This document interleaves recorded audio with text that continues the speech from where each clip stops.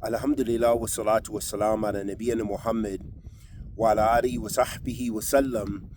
أما بعد أحبتي في الله السلام عليكم ورحمة الله وبركاته أسأل الله كريم رب العرش العظيم أن يتولنا في الدنيا والآخرة. أحبتي في الله, a question was asked about learning the Arabic language. So the questioner asked and said that I'm having difficulty. I've been learning Arabic for 7 to 9 months and I still cannot comprehend much when I'm listening, especially. So for the questioner, I want to mention that Arabic language, like English language, like Chinese, the various dialects of Chinese language and other languages, requires mumarasa. It requires that you continually study. So don't think that you're going to go away for 1-2 years and khalas, done, you know Arabic. Yes, you will reach a level of competency. And everyone's ability is different. Some people within a short period of time are able to go through several books within a year or a year and a half to 2 years and have some sort of mastery of the language, or at least the competency to where they can benefit from the book and the sunnah, which is the maqsad, the maqsad.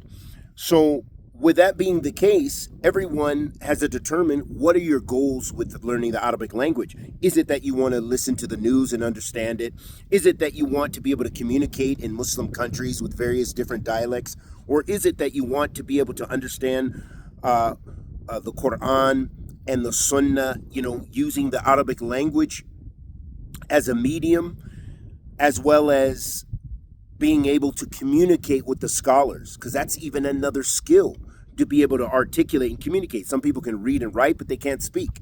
So you have to determine what your goals are, number one. And secondly, that it requires that you're continual in your study, that bi'idhnillah ta'ala, that you don't take large breaks. Sometimes life happens and things happen, qaddarallahu ma sha fa'al, and you're unable to continue your studies, but do not take a large break. Because if you do, you'll either forget a huge amount of what you learned or everything you learned, and it will set you back.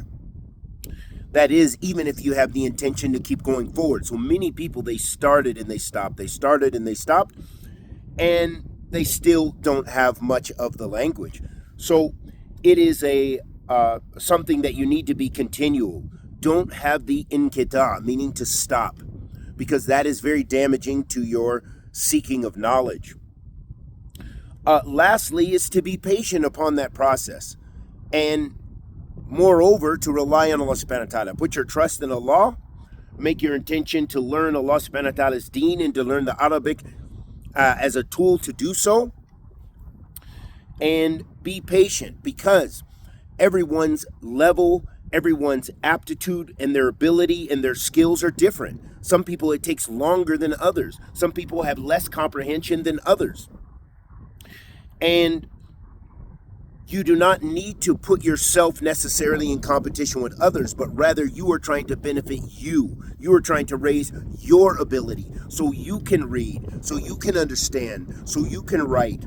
And you're going to need to determine your goals, where you want to be, what level you want to be with your Arabic language. Do you need a lot of grammar? Do you need a lot of other sciences? Or do you need the minimal to be able to communicate accurately and to understand the divine text with a decent level of competency? So that's going to depend upon the individual and what their goals are and what they're willing to put into their journey.